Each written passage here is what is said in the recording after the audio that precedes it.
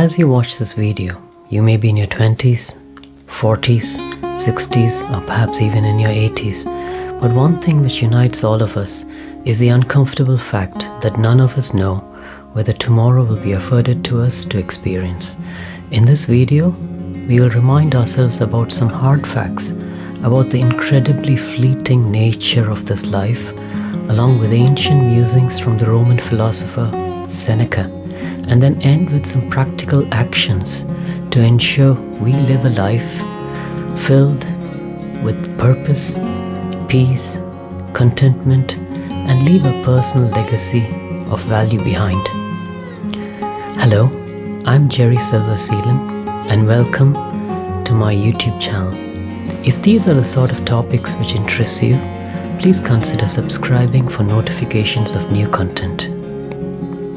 Lucius Annaeus Seneca lived from 4 BC to 65 AD, about the same time when Jesus of Nazareth walked on this soil. He was a Stoic philosopher who was well known for his writings on the shortness of life. He was also said to be one of the richest people in the Roman Empire at one point, and he had a stained character arising from his role as an advisor to one of the most brutal and oppressive emperors in the history of the Roman Empire, Emperor Nero himself.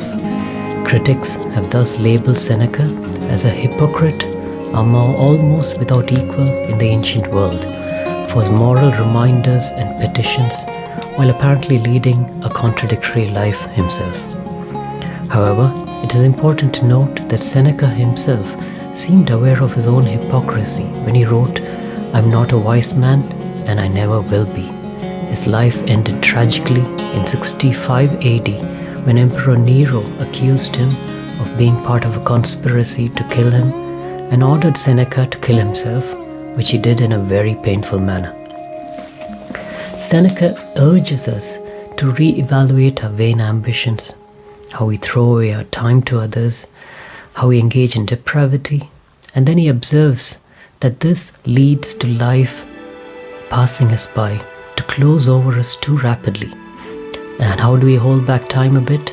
He suggests it's by studying philosophy, working towards meaningful goals, and by not putting away enjoyment till later. For the later we planned for will never be there for many of us. Let's first have a look at 10 of Seneca's most famous quotes on the shortness of life. 1. In guarding their fortune, men are often close-fisted. Yet, when it comes to the matter of wasting time, in the case of one thing in which it is right to be miserly, they show themselves most extravagant. 2. People are frugal in guarding their personal property, but as soon as it comes to squandering time, they are most wasteful of the one thing in which it is right to be stingy. 3. You live as if you were destined to live forever. No thought of your frailty ever enters your head. Of how much time has already gone by, you take no heed. You squander time as if you drew from a full and abundant supply. Though all the while, that day which you bestow on some person or something is perhaps your last. 4. It is not that we have a short time to live, but that we waste a lot of it. Life is long enough, and a sufficiently generous amount has been given to us for the highest achievements if it were all well invested. But it is wasted in heedless luxury and spent on no good activity. We are forced at last by death's final constraint to realize that it has passed away before we knew it was passing. So it is. We are not given a short life, but we make it short. And we are not ill-supplied, but wasteful of it. Life is long if we know how to use it. 5. You act like mortals in all that you fear, and like immortals in all that you desire. 6. They lose the day in expectation of the night, and the night in fear of the dawn. 7. The part of life we really live is small. For all the rest of existence is not life but merely time. 8. The greatest obstacle to living is expectancy, which hangs upon tomorrow and loses today. The whole future lies in uncertainty. Live immediately. 9. Even though you seize the day, it still will flee. Therefore, you must vie with time's swiftness in the speed of using it. And as from a torrent that rushes by and will not always flow, you must drink quickly. 10. Of all men, they alone are at leisure who take time for philosophy. They alone really live, for they are not content to be good guardians of their own lifetime only. They annex every age to their own. All the years that have gone before them are an addition to their store. From these observations of Seneca, we need to register 3 crucial life lessons. 1. Our most valuable possession is time, and even that we never actually possess. The average life expectancy globally is around 74 years. Subtract that from your current age, and that doesn't leave much, does it? Or maybe we are currently in our 70s or 80s, perhaps. Then should we not consider that we are already living the bonus moments of our life, which have not been afforded to many others? And then millions don't even reach the average life expectancy. So we find that time is non-renewable. If we waste it on unworthy pursuits or ungrateful people, we are left only with deep regret and a disappointment in ourselves. 2. Very little is actually left over for us to live apart from existing. Once we allot time for our daily chores related to personal or family life, careers, a bit to social interaction, then our daily necessity to sleep at night, we find that the 74 odd years we may have on earth, the time left to truly live and enjoy the moments we have, only a dozen years remain in reality. Allow me to explain. A recent American Time Use survey broke down how the average employed person used the time in a day. They broke it down like this. It came out to 7.8 hours was spent sleeping, 8.8 hours working, 1.8 hours on household chores, 1 hour eating and drinking, 1.2 hours caring for others, another 1.5 hours on other miscellaneous activities, and it left about 2.5 hours actually to do whatever we want to do per day.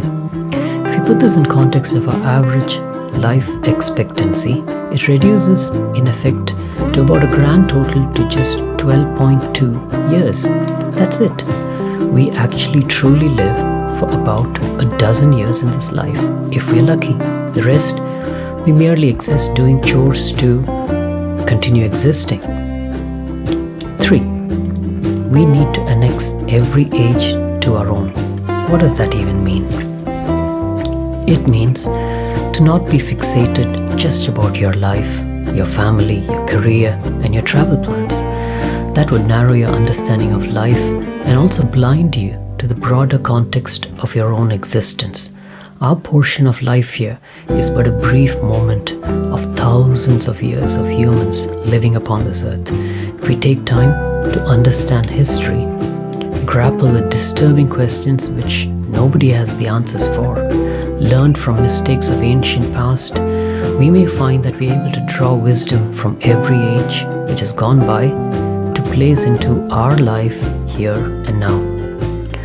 So you have listened to all of this. So what really can you do about it? Here are 3 action points you can work on from today. 1. Burn your excess in fire. What is your excess? Stuff you can live without, but you have added on to your life for no clear reason, possibly just as a filler. Declutter your priorities, ambitions, desires into a few. So few, you can actually count them with just your 10 fingers. Allot your time with caution and be ruthless doing that. Learn to say no thank you to some, and can we do this to others.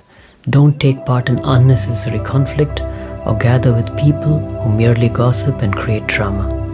Have a clear and workable plan for each of your identified priorities on the time and effort you're willing to invest in each of them. And take time to rest in between.